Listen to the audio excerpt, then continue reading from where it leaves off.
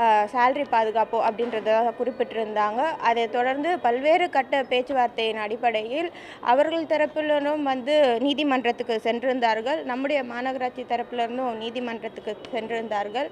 இன்றைக்கு பில் வந்திருந்தது. அதன் அடிப்படையில் நீதிமன்றம் தீர்ப்பினை வழங்கியிருக்கிறது. மாநகராட்சி போராட்டம் நடக்கக்கூடிய இடமில்லை அப்படின்றத அவர்கள் தெரிவித்திருக்கிறார்கள். இங்கிருந்து உடனடியாக அவர்களை அப்புறப்படுத்துமாறு நீதிமன்றத்தில் நம்மளுக்கு தீர்ப்பு வழங்கப்பட்டிருக்கிறது. சென்னை மாநகராட்சிகளில் போராட்டம் நடத்தணும் அப்படின்றதுக்கு சில இடங்கள் இருக்குது. அதுக்கு போலீஸ் பெர்மிஷன் வாங்கிட்டு அந்த பகுதிகளில் அவங்க போராட்டத்தை மேற்கொள்ளலாம். ஆனால் ரிப்பன் வளாகம் அப்படின்றது போராட்டம் நடத்தக்கூடிய இடம் இல்லை அப்படின்ற வகையில் தீர்ப்பு இன்றைக்கு வழங்கப்பட்டிருக்கிறது.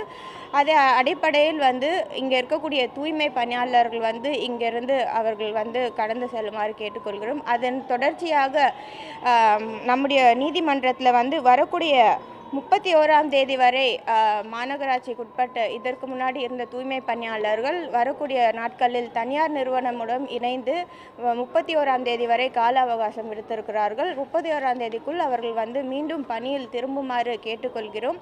என்றுமே சென்னை மாநகராட்சி அவர்களுக்கு திறந்திருக்கும் அப்படின்றதனை தெரிவித்திருக்கிறோம். இன்றைக்கும் நீதிமன்றத்தில் தீர்ப்பு வந்த பிறகும் மாண்புமிகு துறையின் அமைச்சர் அண்ணன் கே நேரு அவர்களும் மாண்புமிகு அமைச்சர் அண்ணன் பி கே சேகர்பாபு அவர்களும் மாநகராட்சி ஆணையர் அவர்களும் இணை ஆணையர் அவர்களும் நானும் துணை மேயர் அவர்களும் ஒருங்கிணைந்து அவர்களுடன் இணைந்து பேச்சுவார்த்தைக்கு அழைத்தோம்.